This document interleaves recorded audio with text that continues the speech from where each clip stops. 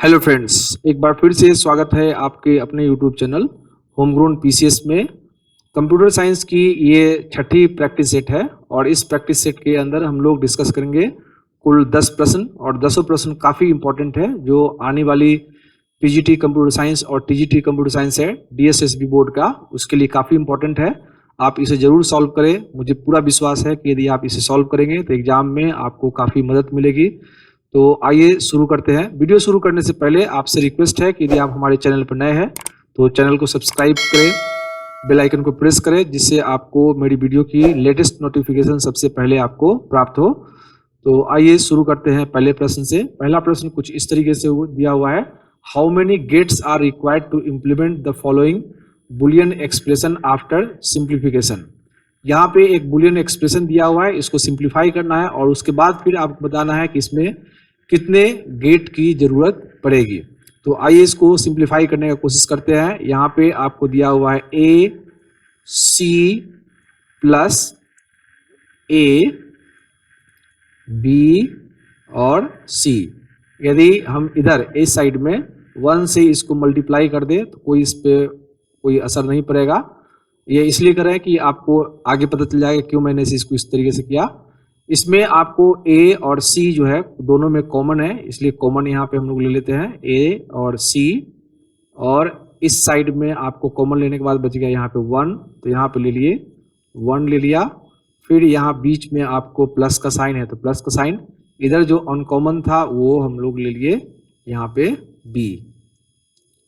अब यदि आपने जो इसकी थ्योरम है उसको यदि आपने याद किया होगा या आप जानते होंगे तो 1 प्लस बी मतलब 1 प्लस कोई भी वेरिएबल यदि होगा तो उसकी वैल्यू कितनी होगी, उसकी वैल्यू होगी 1। यहाँ पे हो गया आपको 1 और यहाँ आप देखेंगे ए सी एज इट इज यहाँ पे हम लिख देंगे इसको, और ए सी इंटू 1 और लास्ट में आपको आएगा ए और सी में मल्टीप्लाई करेंगे 1 से तो ए सी ही आएगा, तो ए सी यहाँ पे आ गया इस तरीके से। अब इसको यदि आप कोई भी गेट का यूज करके यदि आप चाहेंगे उसको डिजाइन करना एक्सप्रेशन को, तो जैसे एंड गेट यदि लेते हैं 2 वेरिएबल आप यहाँ पे लीजिएगा और एक यहाँ पे आउटपुट होगा, तो सिर्फ एक गेट की यहाँ पे इसको जरूरत पड़ेगी। आंसर इसका होगा बी। दूसरा प्रश्न है, what do data warehouse support.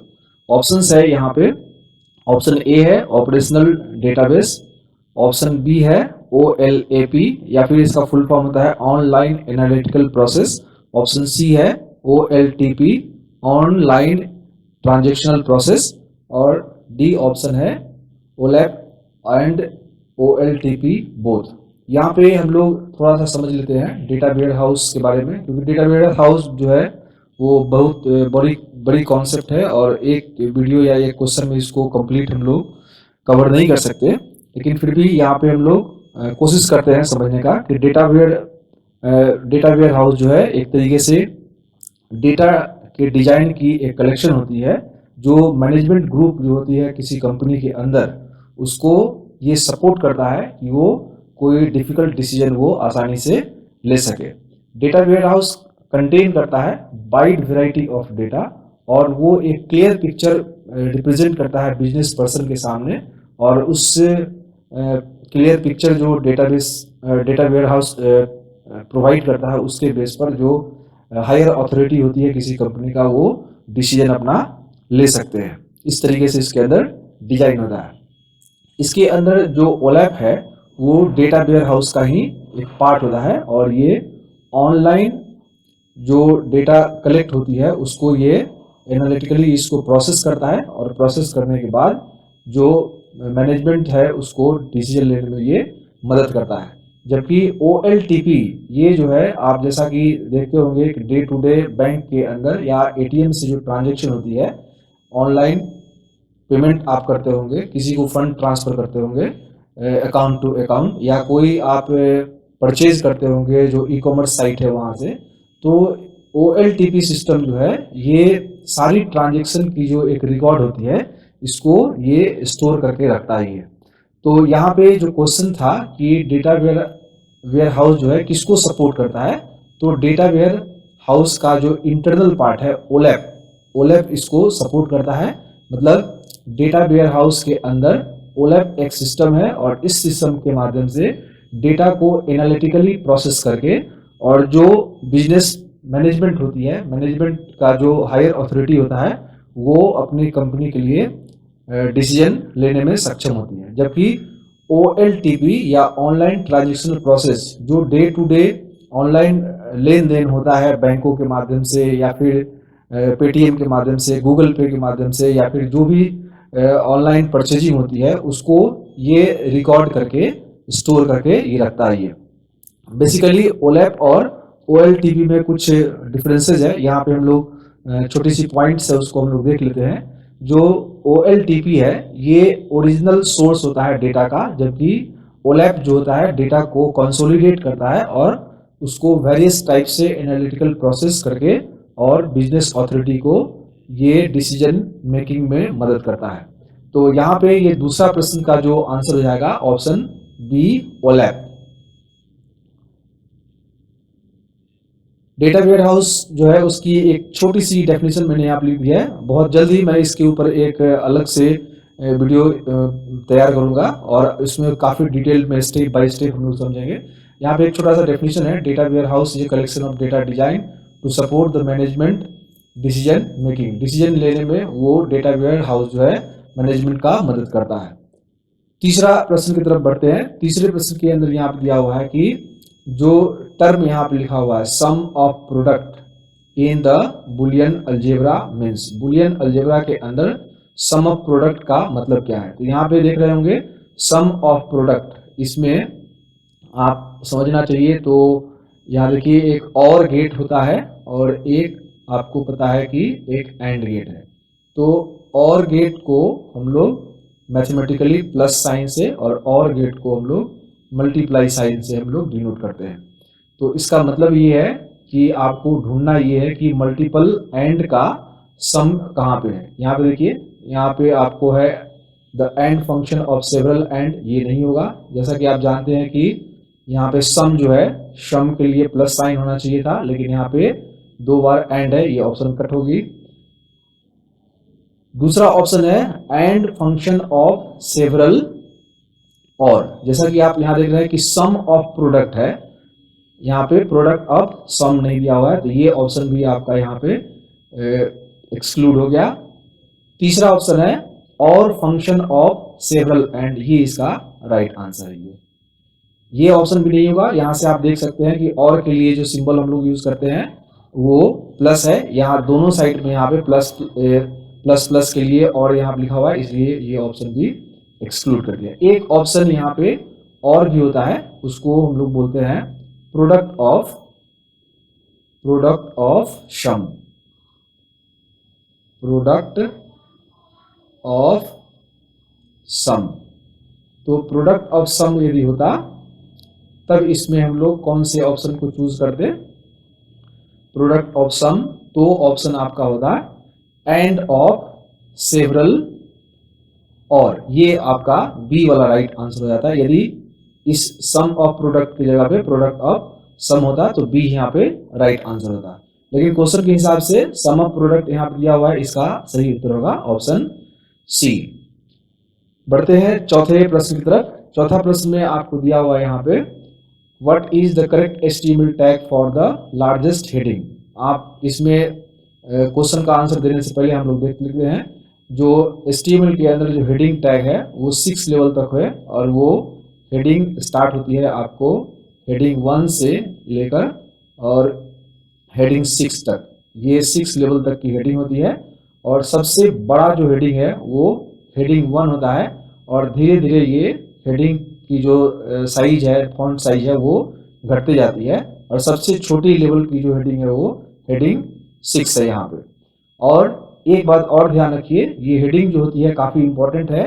जब आप पेज डिजाइन करते हैं तो कोई भी पर्सन किसी तरीके का जो सर्च वो प्लेस करता है गूगल के अंदर, तो इसी हेडिंग टेक्स्ट के माध्यम से वो कंटेंट्स को फाइंड आउट करता है। आप ध्यान रखिएगा, इंटरनेट पर आप बहुत बार आप सर्च किए होंगे गूगल के माध्यम से या दूसरे और भी सर्च इंजन के माध्यम से, तो जो टेक्स्ट आप वहाँ पे लिखते हैं या फिर सेंटेंस लिखते हैं जो सर्चिंग के लिए, वो हेडिंग से कंपेयर करने के बाद आपको रिजल्ट वहां पे प्रोड्यूस करता है। काफी इंपॉर्टेंट है।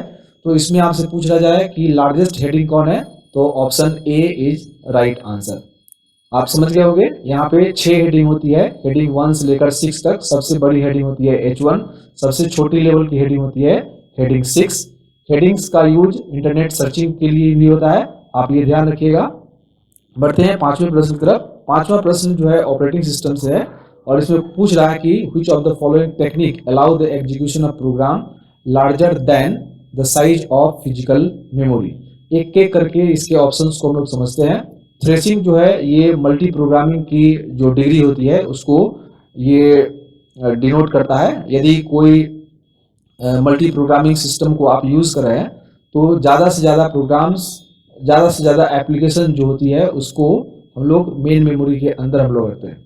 कुछ इस तरीके से, जैसे आप इसको समझिए कि एक लार्ज प्रोग्राम है और इस प्रोग्राम को हमने छोटे छोटे पीस में डिवाइड कर दिया है।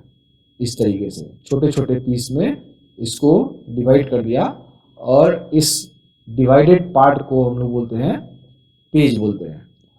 ये डिवाइडेड पार्ट जो है ये पेज है और हमारी मेमोरी जो फिक्स मेमोरी साइज है उसमें ये इंटायर पार्ट को हम लोग एक बार में एकोमोडेट नहीं करते। जिस पेज की जरूरत पड़ती है उसी पेज को हम लोग मेन मेमोरी के अंदर लेकर आते हैं।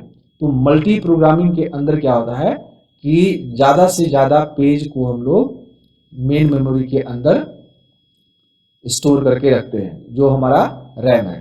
तो ये एक आपका प्रोग्राम है और उस प्रोग्राम के बहुत सारे पार्ट्स यहाँ पे आपको हमने डिवाइड कर दिया है। अब इसमें से जो भी पार्ट की जरूरत पड़ेगी उस पार्ट को हम लोग इसमें लेकर हम लोग आते हैं और फिर जब इसकी यहाँ पे काम खत्म हो जाती है, इसका एग्जीक्यूशन फिनिश हो जाती है, तो इसको फिर से हम लोग हार्ड डिस्क के अंदर स्वैप बैक कर देते हैं और फिर दूसरे जो पेज है उसको हम लोग रैम के अंदर लोड कर लेते हैं।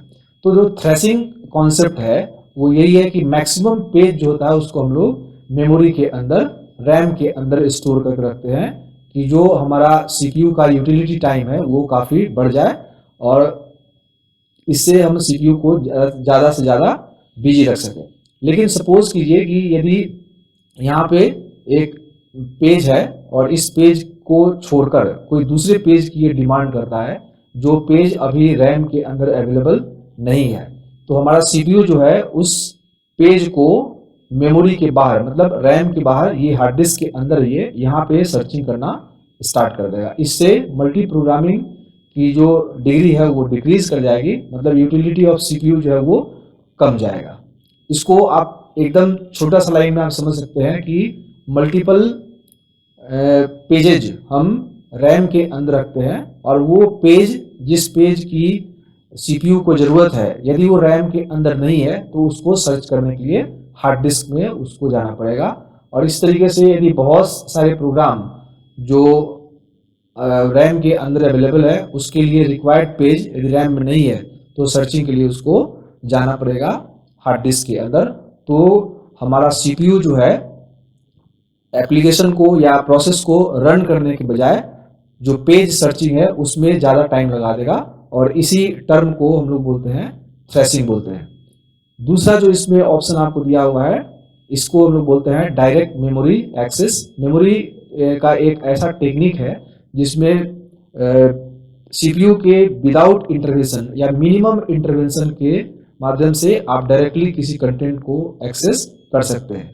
तो ये भी ऑप्शन आप समझ गए होंगे। बफरिंग एक तरीके से एक सिस्टम है जिसमें आप कोई वीडियो यदि आप अपने कंप्यूटर के ऊपर या फिर मोबाइल फोन पे आप प्ले कर रहे हैं तो जैसे प्लेइंग स्टार्ट हो जाएगी और साथ ही साथ जो आगे की फर्दर जो वीडियो या फिर जो ऑडियो की डेटा होगी वो बफर के अंदर एक टेम्पोररी मेमोरी होती है उसके अंदर वो स्टोर होते रहता है। मतलब वीडियो एक प्ले भी होते रहता है और साथ ही साथ जो उसकी और डेटा है वो एक टेम्पोररी मेमोरी में स्टोर भी होते रहती है। तीसरा जो यहाँ लास्ट ऑप्शन है डिमांड पेजिंग। जैसा कि आपने अभी देखा कि कोई प्रोसेस है और वो प्रोसेस को हमने फर्दर बहुत सारे पार्ट्स में डिवाइड कर दिया और सारे पार्ट्स को एक बार में लोड नहीं करके हम लोग जिस पेज की जरूरत होती है, सीपीयू जिस पेज का डिमांड करता है उस पेज को हम लोग रैम के अंदर लेकर आते हैं और रैम उसको सीपीयू जो है हमारा उसको एग्जीक्यूट करता है। तो यहाँ पे आप देख रहे हैं कि मेमोरी की साइज मेरा छोटा है, मान लीजिए 2 GB का मेमोरी है और मेरा प्रोग्राम जो है वो सपोज करिए कि 4 GB का है। तो इस तरीके से आप यहाँ पे देखेंगे कि मेमोरी हमारी छोटी है, छोटी साइज की मेमोरी है और उस छोटी साइज की मेमोरी में लार्ज प्रोग्राम को हम लोग एग्जीक्यूट कर पा रहे हैं। और ये कर पा रहे हैं हम लोग किसके माध्यम से कि प्रोग्राम जो है या मेरा जो प्रोसेस है उसको हम लोग मल्टीपल पेज में डिवाइड कर दिया और जिस पेज की जरूरत है उस पेज को ही सिर्फ लोड करा है। यदि एक बार में इस पूरे प्रोग्राम को लोड करना चाहे तो यहाँ पे रैम इसको एकोमोडेट नहीं कर पाएगा क्योंकि ये 2 GB का है और मेरा प्रोग्राम 4 GB का है। जबकि ये वर्चुअल प्रोग्रामिंग या फिर पेजिंग सिस्टम के माध्यम से पेज के अंदर प्रोग्राम को डिवाइड कर देंगे और जिस पेज की जरूरत होगी उसी पेज को हम लोग रैम के अंदर लेकर आएंगे और इस तरीके से हम लोग छोटे मेमोरी साइज में भी बड़े प्रोग्राम को रन कर सकते हैं। तो यहाँ पे 5वें प्रश्न का जो सही उत्तर होगा ऑप्शन डी इसका राइट आंसर होगा। बढ़ते हैं छठे प्रश्न की तरफ। छठा प्रश्न में आपको यहाँ पे एक ट्री दिया हुआ है एक मैथमेटिकल एक्सप्रेशन के लिए और इसमें आपको इन ऑर्डर ट्रैवर्सल पता करना है कि इन ऑर्डर ट्रैवर्सल यदि करेंगे तो क्या एक्सप्रेशन आएगा और एक्सप्रेशन यहाँ पे 4 ऑप्शन यहाँ पे दिया हुआ है। तो जैसा कि आप जानते हैं कि एक जो इन ऑर्डर है, इन ऑर्डर के अंदर सबसे पहले हम लोग क्या करते हैं कि लेफ्ट साइड को ट्रैवर्स करते हैं, फिर उसके बाद हम लोग रूट को ट्रैवर्स करते हैं और देन उसके बाद राइट साइड को हम लोग ट्रैवर्स करेंगे, रूट और फिर राइट साइड। तो यहाँ पे देखिए ट्रैवर्सल का क्या रूल है यहाँ पे। तो फर्स्ट ट्रैवर्सल में हमको आना है लेफ्ट साइड में, तो लेफ्ट साइड में सबसे आप नीचे चले आइए, नीचे आइएगा तो यहाँ पे क्या है ए के बाद नीचे इसका कोई और है नहीं, तो ए के बाद कहाँ पे जाएगा ये रूट में, तो रूट इसका कौन है यहाँ पे है आपको प्लस। फिर उसके बाद जब ये राइट साइड में आएगा यहाँ पे तो राइट साइड में फिर एक सब ट्री है, ये देख रहे हैं ये सब ट्री है, तो सबसे इसके नीचे आएगा और भी किधर जाएगा लेफ्ट साइड में। तो लेफ्ट साइड में यहाँ पे कौन है, फिर यहाँ पे डी है, ये देखिए ये डी है। उसके बाद फिर किस में जाना है इसको रूट में, तो रूट में जाएगा तो फिर यहाँ पे आएगा।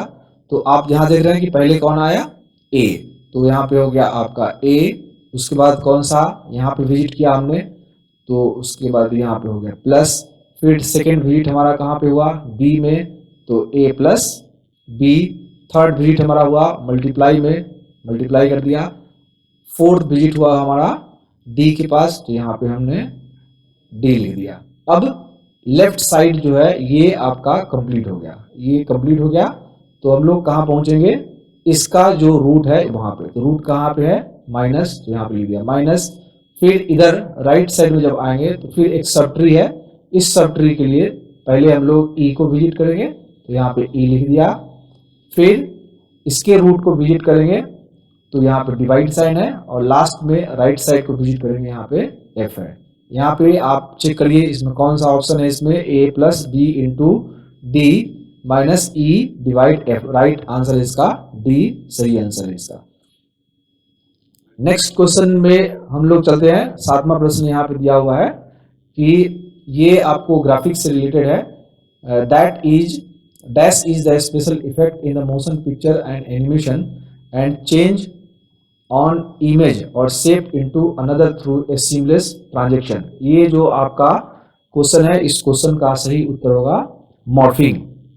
Morphing is the right answer.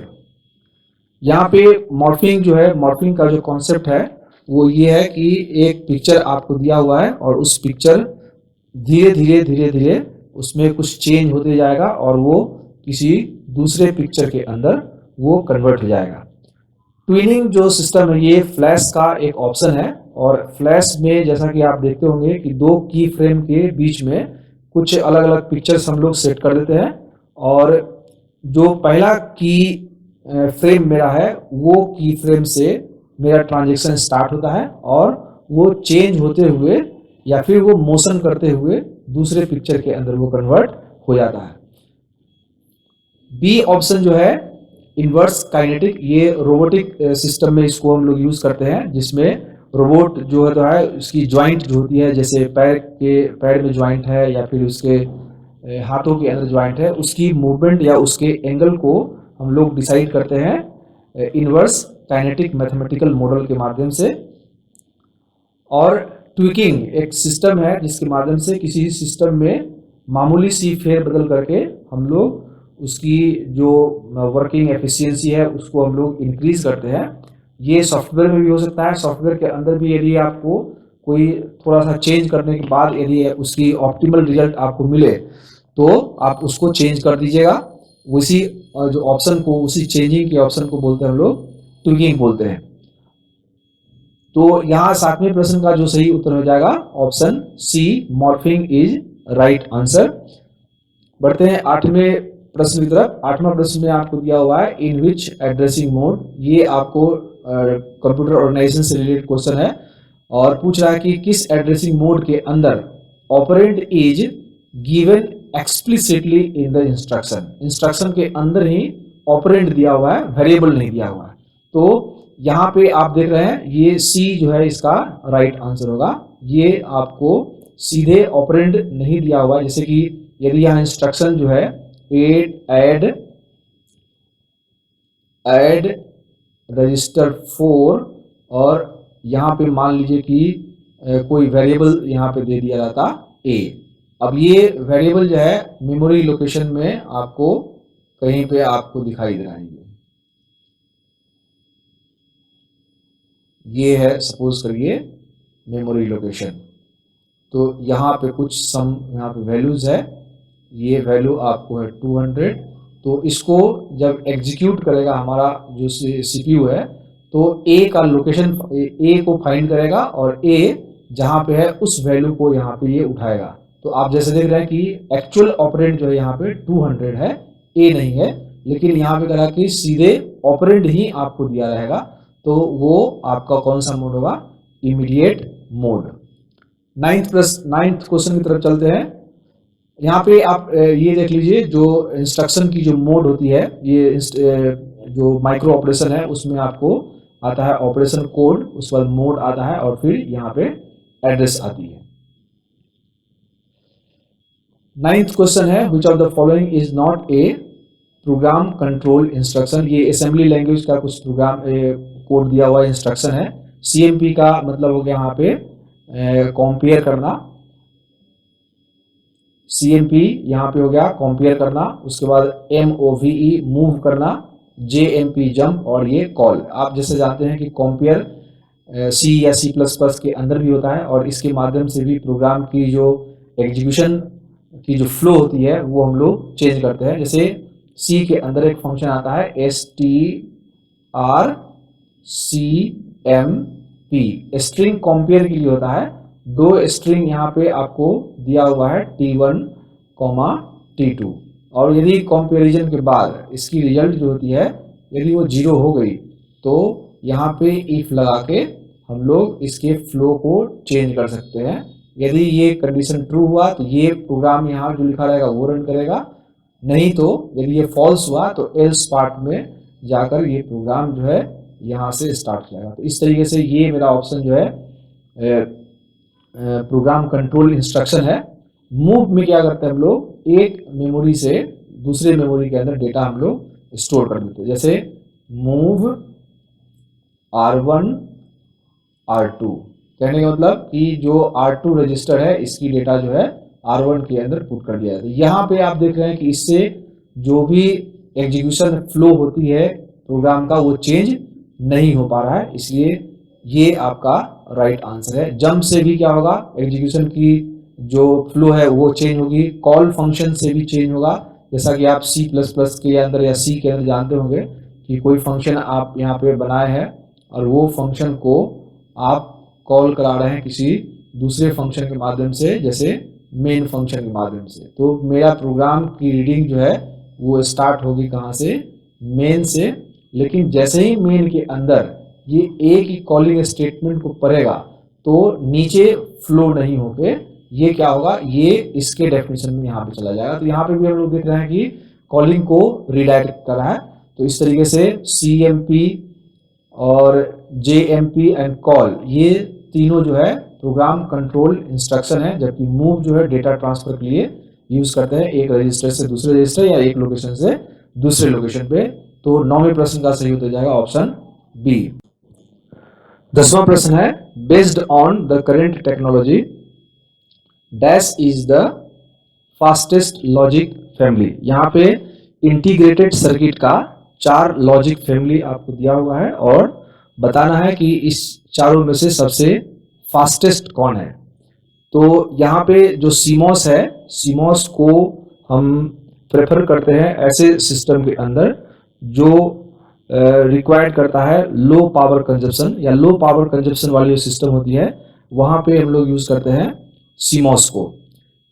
TTL जो है, ये टीटीएल पहले डीटीएल था, जिसका पूरा नाम था डायोड ट्रांजिस्टर लॉजिक, और डायोड ट्रांजिस्टर लॉजिक जो था बाद में डायोड की जगह पे ट्रांजिस्टर यूज होने लगा, इसीलिए यहाँ पे 2 बार टी है और दोनों टी का जो फुल फॉर्म होगा वो ट्रांजिस्टर लॉजिक होगा। और TTL is the widespread logic family that has been in operation for many years and considered as a standard logic family of integrated circuit। जबकि जो MOS है ये आपको है मेटेलिक ऑक्साइड सेमीकंडक्टर। इसका जो यूज हम लोग करते हैं जहाँ पे आपको पैकिंग डेंसिटी जो होती है सर्किट के अंदर काफ़ी ज़्यादा रिक्वायर्ड हो, वहाँ पे हम लोग MOS या मेटल ऑक्साइड सेमीकंडक्टर का यूज करते हैं। जबकि ECL जो इमीटर कपल्ड लॉजिक है, ये आपको काफ़ी एडवांस है, जो इंटीग्रेटेड सर्किट की लॉजिक फैमिली है और काफ़ी तेजी से ये काम करता है। साथ ही साथ आप इसको याद रखिए कि ECL जो है सुपर कंप्यूटर के अंदर यूज किया जाता है हाई स्पीड के लिए, या फिर वैसे किसी भी कंप्यूटर में जहाँ पे हाई स्पीड की जरूरत पड़ती है वहाँ पे ECL या फिर इमीटर कपल्ड लॉजिक फैमिली का यूज किया जाता है। इस तरीके से आपको पता चल गया होगा कि 10वें प्रश्न का क्या उत्तर होगा, फास्टेस्ट लॉजिक फैमिली। तो कौन सा हो जाएगा, ECL, D is right answer. यहाँ पे ये वीडियो समाप्त हुआ। आशा करता हूँ कि आपको ये हमारी वीडियो पसंद आ रही होगी। यदि पसंद आ रही हो तो लाइक करें, शेयर करें, अपने दोस्तों को भी बताएं जिससे ज़्यादा से ज़्यादा उनको फ़ायदा मिल सके। Stay home, stay safe. जय हिंद, जय भारत।